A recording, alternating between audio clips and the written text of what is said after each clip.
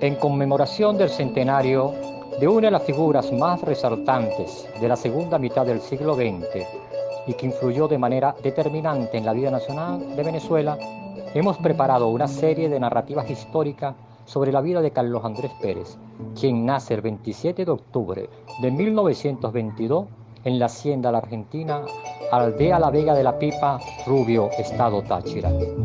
Carlos Andrés Pérez, personaje político que asombró positivamente a los venezolanos y a quienes le conocieron más allá de las propias fronteras de su país. Nos invita a descubrir los caracteres de su personalidad que fueron estructurando al hombre, al líder, al estadista que llegó a ser. El joven Carlos Andrés estuvo muy vinculado a Leonardo Ruiz Pineda desde su incorporación a la política en 1937, con apenas 15 años de edad, iniciando sus actividades políticas en el Partido Democrático Nacional, PDN.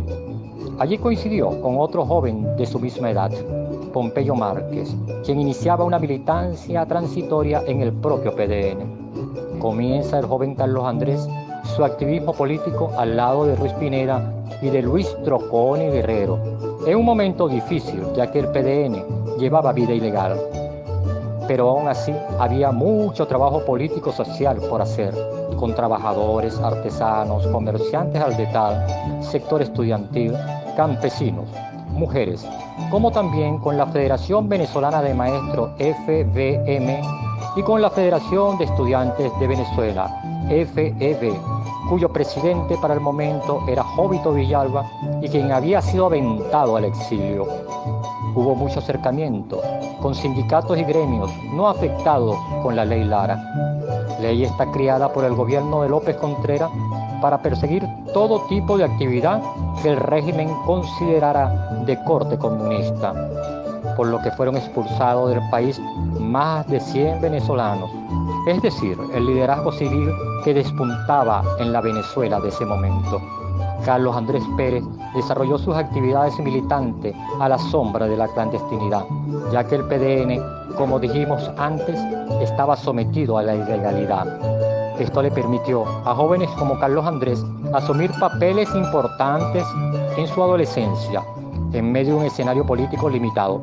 Pero esas circunstancias de ese momento histórico no limitaron la voluntad de esos jóvenes, quienes a través de la lectura fueron consolidando una formación doctrinaria.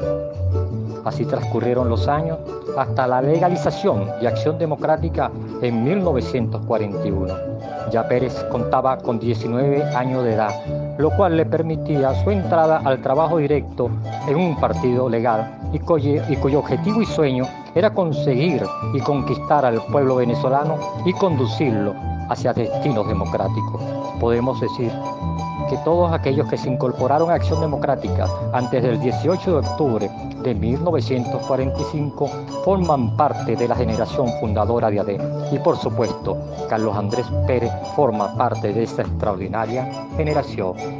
En el próximo trabajo hablaremos de la participación del líder Carlos Andrés Pérez en los acontecimientos de 1945. Gracias.